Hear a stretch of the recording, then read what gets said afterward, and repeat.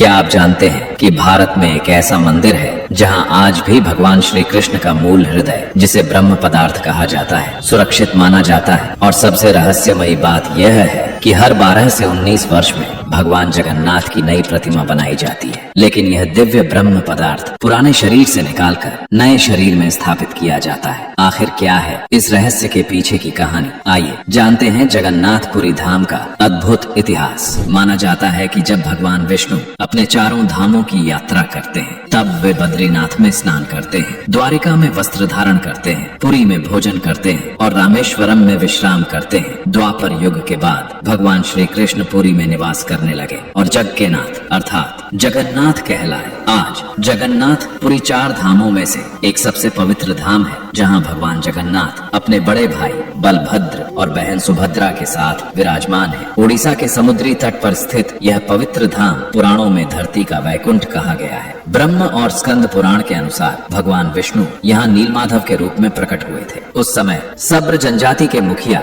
विश्ववसु गुप्त रूप से उनकी पूजा करते थे। इसी बीच मालवा के राजा इंद्रद्युम्न को स्वप्न में भगवान विष्णु ने दर्शन देकर कहा, नीलांचल पर्वत पर मेरी नील माधव रूपी मूर्ति है, उसे खोजकर मेरे लिए एक भव्य मंदिर बनवाओ। राजा ने खोज के लिए अपने सेवकों को भेजा। उनमें बुद्धिमान ब्राह्मण विद्यापति भी थे। उन्होंने विश्ववसु की पुत्री से विवाह किया और अंततः नीलमाधव की गुफा तक पहुंच गए। वहां से नीलमाधव की मूर्ति राजा के पास ले आए। अपने आराध्य देव की मूर्ति खो जाने से विश्ववसु अत्यंत दुखी हुए। अपने भक्त का दुख देखकर भगवान नीलमाधव रूप में अदृश्य हो गए। लेकिन राजा इंद्रद्युम्न से वचन दिया कि यदि वे एक विशाल मंदिर बनवाएंगे तो वे पुनः वहां विराजमान होंगे। राजा ने मंदिर का निर्माण आरंभ कराया। तभी भगवान ने स्वप्न में आदेश दिया कि समुद्र से तैरकर आने वाली दिव्य लकड़ी को मंदिर तक लाया जाए। अनेक सैनिक उसे हिला भी न सके, लेकिन जैसे ही विश्ववसु पहुंचे, उन्होंने सहजता से उस विशाल लकड़ी को उठाकर मंदिर तक पहुंचा दिया। अब भगवान की प्रतिमा बनाने का समय आया, पर कोई भी कारीगर उस दिव्य लकड़ी पर एक भी छेनी नहीं चला पाया। तभी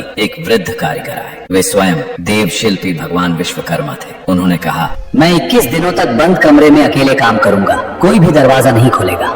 राजा ने शर्त स्वीकार कर ली। कई दिनों तक कमरे से काम की आवाजें आती रहीं, लेकिन एक दिन अचानक सब कुछ शांत हो गया। रानी गुंडिचा चिंतित हो उठी और राजा से दरवाजा खुलवाने का आग्रह किया। जैसे ही दरवाजा खोला गया, वृद्ध कारीगर अदृश्य हो चुके थे। भीतर भगवान जगन्नाथ, बलभद्र और सुभद्रा की 3 दिव्य प्रतिमाएं थीं, लेकिन वे पूर्ण नहीं थी। भगवान जगन्नाथ और बलभद्र के हाथ छोटे थे, उनके पैर नहीं बने थे, जबकि माता सुभद्रा के हाथ पांव बने ही नहीं थे। राजा समझ गए कि यही भगवान की इच्छा है। उन्होंने इन्हीं दिव्य प्रतिमाओं को मंदिर में स्थापित कर दिया। कहा जाता है कि इन्हीं प्रतिमाओं के भीतर वह दिव्य ब्रह्म पदार्थ विराजमान है, जिसे भगवान श्री कृष्ण का मूल हृदय माना जाता है। आज भी जब नवकलेवर उत्सव में नई प्रतिमाएं बनाई जाती है, तब अत्यंत गुप्त विधि से इस ब्रह्म पदार्थ को पुरानी प्रतिमा से निकालकर नई प्रतिमा में स्थापित किया जाता है और भगवान श्री कृष्ण की दिव्य उपस्थिति का जीवंत प्रतीक माना जाता है।